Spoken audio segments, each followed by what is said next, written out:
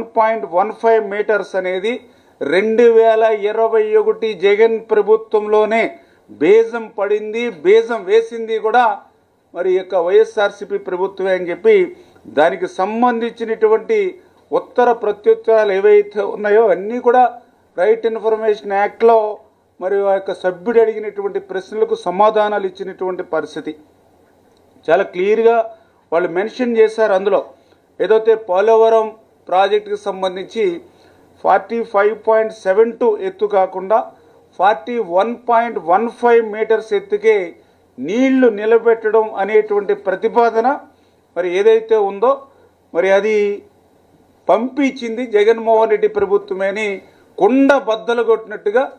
ఆ యొక్క ఆన్సరు మరి పీపీఐ ఇచ్చినటువంటి పరిస్థితి చాలా క్లియర్గా ఆ రోజు జగన్ ప్రభుత్వమే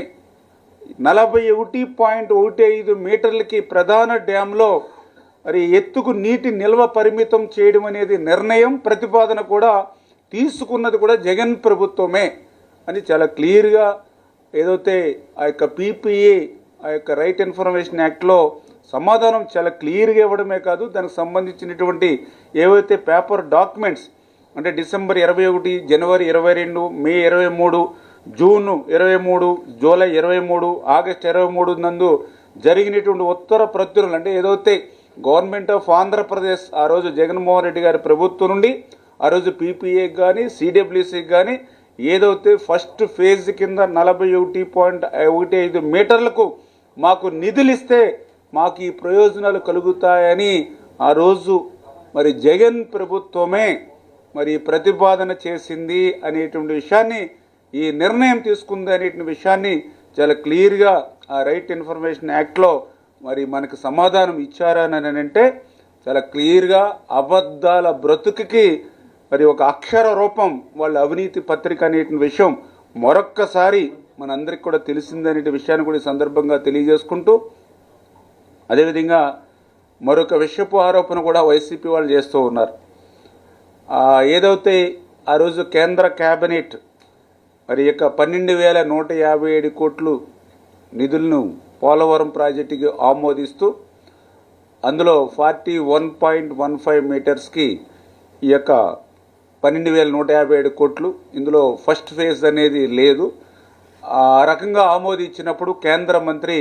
దాన్ని వ్యతిరేకించలేదు అని వీళ్ళు చెప్పేటువంటి మాటలు ఏవైతే చూస్తూ ఉంటే చాలా ఆశ్చర్యాన్ని కలిగిస్తున్నటువంటి పరిస్థితి. ఎందుకంటే ఏదైతే క్యాబినెట్కి ఆ నిర్ణయాలు ఆమోదించేటప్పుడు దానికి ముందుగా ఆ క్యాబినెట్ అప్రూవల్ కావాలని అంటే ముందుగా పిఐబి అంటే ఏదైతే పబ్లిక్ ఇన్వెస్ట్మెంట్ బోర్డు ఏదైతే ఉందో అది ఆమోదిస్తుంది, అది అందరికీ తెలుస్తున్నటువంటి విషయం. ఆ రకంగా ఏదైతే క్యాబినెట్కి వచ్చేటువంటి ఆ 12,157 కోట్ల రూపాయల నిధుల శాంక్షన్ ఆమోదం ఏదైతే ఉందో మరి గత ప్రభుత్వంలో అంటే జగన్ ముఖ్యమంత్రిగా ఉండగానే మరి 29 ఫిబ్రవరి 24 ఏదైతే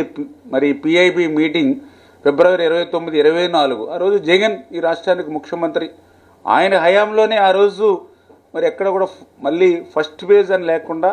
అందులో 41.15 మీటర్స్కు రివైజ్డ్ కాస్ట్ 12,157 కోట్లనే ఆ రోజు ఆయన ముఖ్యమంత్రిగా ఉండగానే ఏదైతే పిఐబిలో ఆమోదించడం జరిగింది. ఆ పిఐబి ఏదైతే ఆయన ముఖ్యమంత్రిగా ఉన్నప్పుడు ఆమోదించడం ఏదైతే జరిగిందో అదే క్యాబినెట్కి వస్తుంది, అదే క్యాబినెట్ ఆమోదించడం జరిగింది. మరి దీనికి ఈవేళ క్యాబినెట్లో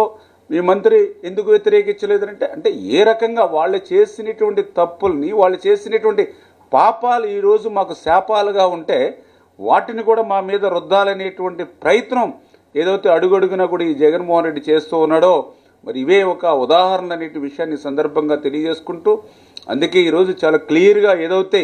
ఈ పోలవరం ఎత్తు తగ్గింపు కానీ ఫేజ్ 1, ఫేజ్ 2లుగా విభజన కానీ డయాఫ్రమ్ వాల్ విధ్వంసం కానీ ఇవన్నీ కూడా జగన్ అరాచక పాలన లోపాలు, జగన్ విధ్వంస పాలనకు మరి ఇవన్నీ కూడా నిదర్శనాలు అనే విషయాన్ని సందర్భంగా తెలియజేసుకుంటూ అంటే అబద్ధాన్ని 100 సార్లు చెప్తే నిజం అవుతుందనేటువంటి పరిస్థితులు ఈవేళ జగన్మోహన్ ఉన్నట్టు కనిపిస్తూ ఉంది. అంచేత వాస్తవాన్ని ఆయన గ్రహించి అబద్ధాన్ని 100 సార్లు చెప్తే అది నిజం కాదు అనేటువంటి సత్యాన్ని జగన్ గమనించాలని చెప్పేసి కూడా మరి ఈ సందర్భంగా తెలియజేసుకుంటూ అందుకే ఈరోజు మీ ద్వారా రాష్ట్ర ప్రజలకు కూడా తెలియజేసుకుంటూ ఉన్నాం. పోలవరం ప్రాజెక్ట్ అనేది ఈరోజు ఆంధ్రుల జీవనాడి. ఈ